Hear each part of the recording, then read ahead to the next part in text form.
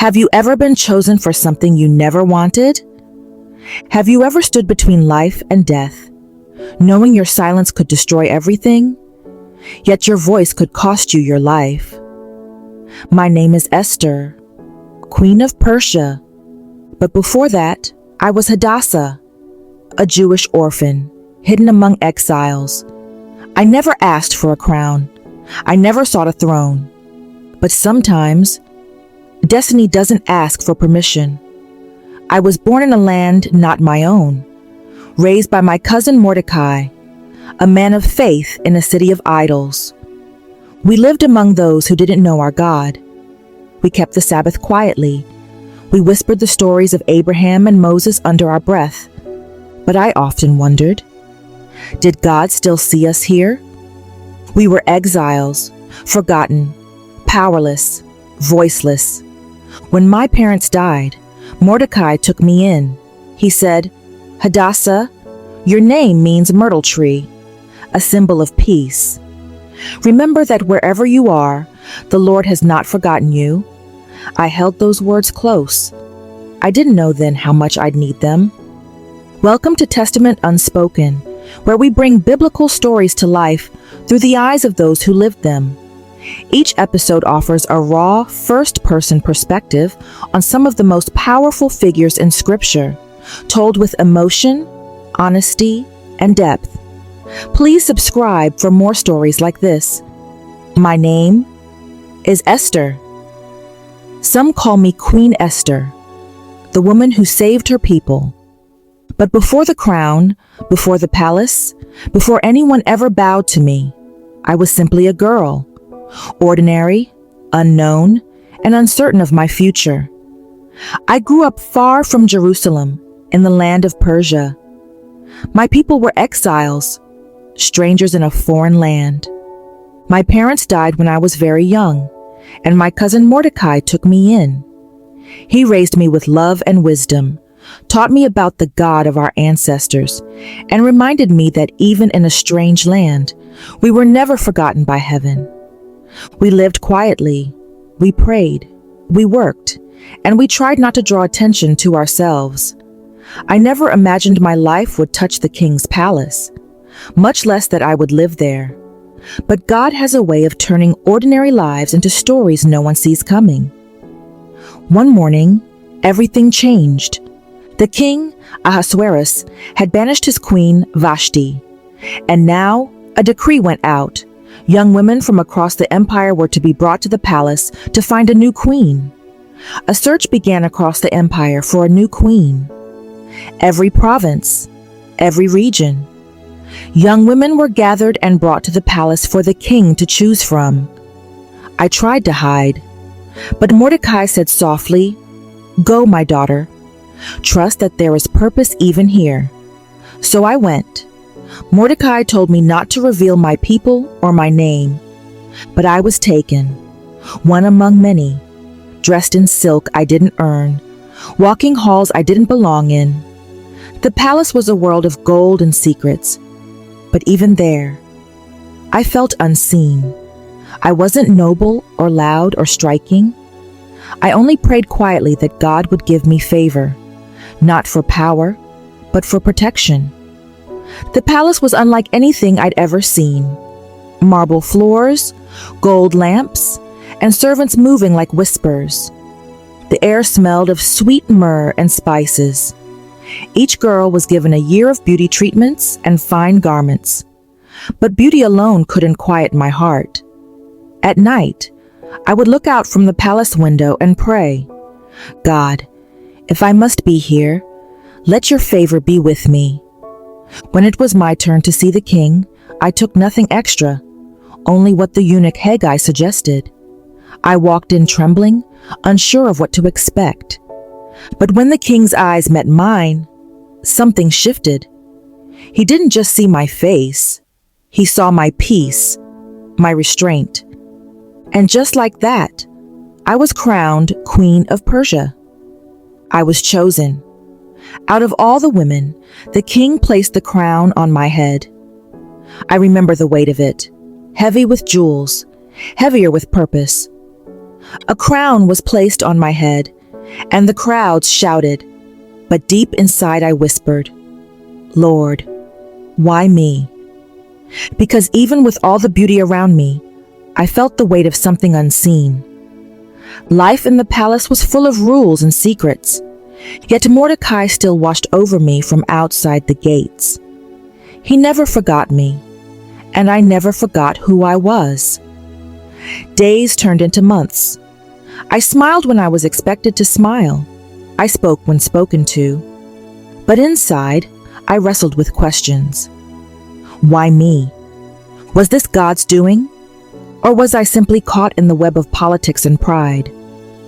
I watched as power changed men. Even the king, with all his might, seemed lonely. So I prayed for him. I prayed for wisdom to use my silence wisely, until the time came to speak. One day, he overheard 2 guards plotting to kill the king. Mordecai told me. I reported it, and the king's life was saved. Mordecai's name was written in the royal record, though no reward was given. I didn't know it then, but that small act would one day open the door to a great deliverance. But peace in the palace did not last long. There was a man named Haman, proud, wealthy, powerful, second only to the king himself. Then came Haman, a man who worshipped himself. He demanded that all bow before him. But Mordecai refused. And just like that, hatred was born. Not just for Mordecai, but for all our people. Haman's hatred turned to law. He went to the king with flattery and lies, saying there were people who didn't follow the king's laws, and that it would be best to destroy them. The king, trusting him, gave his royal seal, and Haman wrote a decree ordering the death of all Jews in the empire. A royal decree sealed with the king's ring. On the 13th day of Adar, all Jews, young and old, women and children, are to be destroyed. When I heard, my heart shattered. I wanted to believe it wasn't real, but it was. When Mordecai heard, he tore his clothes and wept in the streets. Servants ran to tell me, and I sent him fresh garments, but he refused. Then came his message, the one that would change my life forever. My people, condemned by the man who sat just outside my chamber. But I couldn't simply walk to the king. In Persia, no one approached him uninvited, not even the queen.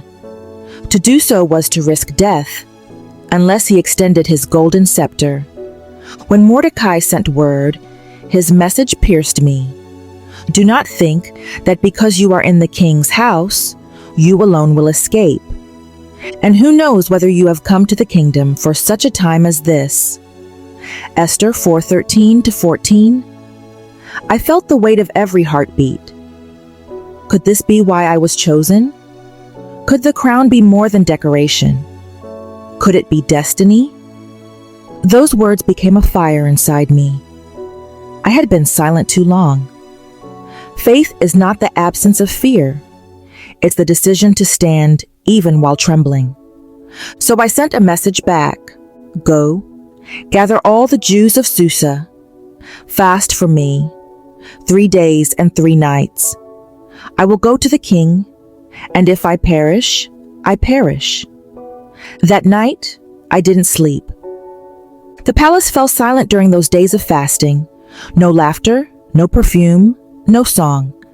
I prayed through tears, asking God for strength. I didn't ask for signs, only courage.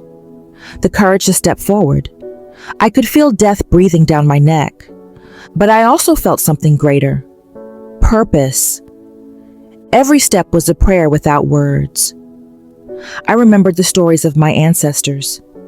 How God split seas, spoke through prophets, and delivered his people time and again. But would he deliver me? On the 3rd day, I rose early. I dressed carefully, layering my royal robe, placing the crown upon my head.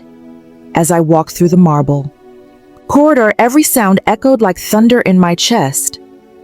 No one was allowed to approach the king without being called. Even I could be killed if he didn't lift his golden scepter. Guards watched as I entered the throne room.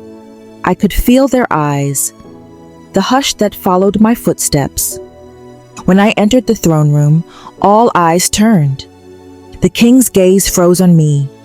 The law said death, but then he extended the golden scepter. Grace. Unseen, undeserved, but unmistakably divine. Then the king looked up. Our eyes met. A moment of silence. Then slowly, the scepter extended. I was alive.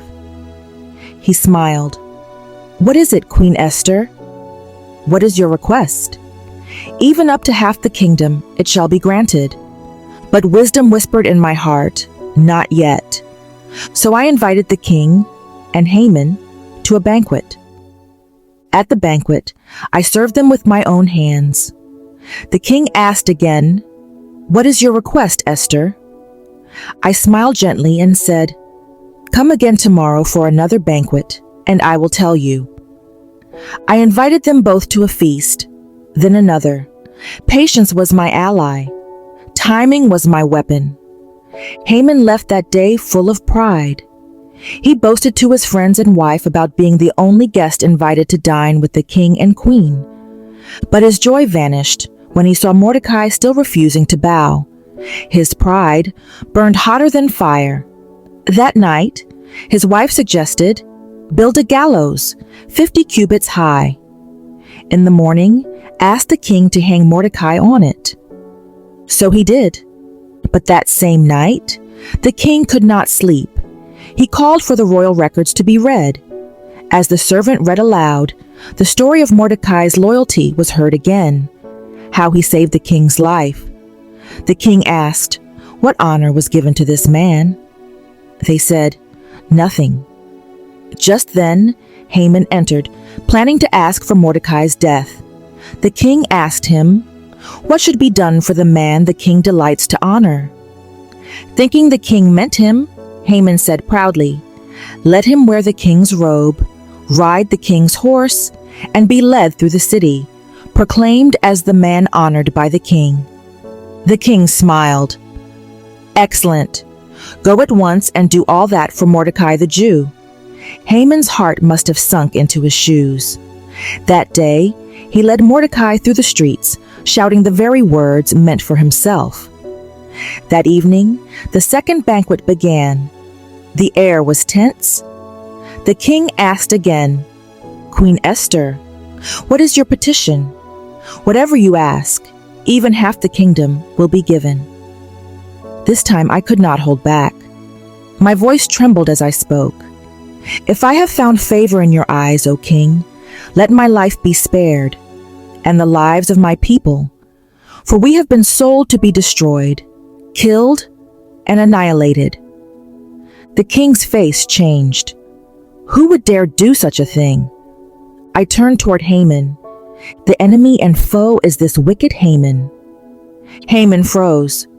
The color drained from his face. The king rose in fury and stormed out to the palace garden.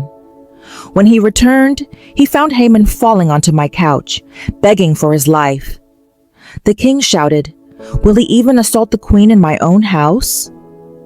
At that moment, the guards covered Haman's face. One of them said, "A gallows stands at his house, the one he built for Mordecai." The king said, "Hang him on it." And they did. After that day, everything changed. Mordecai was given Haman's position and the royal ring. Together, we wrote a new decree allowing our people to defend themselves. On the appointed day, the Jews stood strong, and their enemies were defeated. What was meant for destruction became a day of deliverance. We called it Purim, the Feast of Lots, because Haman had cast lots to decide the day of our death, but God turned it into the day of our joy. Every year, my people celebrate that day with laughter, gifts, and songs of remembrance. It's a reminder that no matter how dark things seem, God's hidden hand is always working behind the scenes. When I look back, I see how every moment mattered, even the painful ones. Losing my parents, being taken from my home, being placed in the palace, all of it was leading here. I wasn't chosen because I was perfect or powerful. I was chosen because I said yes. So if you ever find yourself afraid, uncertain, or too small for the challenge ahead, remember my story. You may not wear a crown, but your courage might still save lives. Sometimes we stand in places we didn't choose, for reasons we don't yet understand. But one day, when you look back, you'll see that even the quietest yes can change the world. And if you ever face fear, whisper my words. If I perish, I perish. Because sometimes it's in the risk, not the safety, that you find your true purpose. When I look back, I still see the orphan girl, afraid, uncertain, hidden. But I also see the hand of God weaving every thread.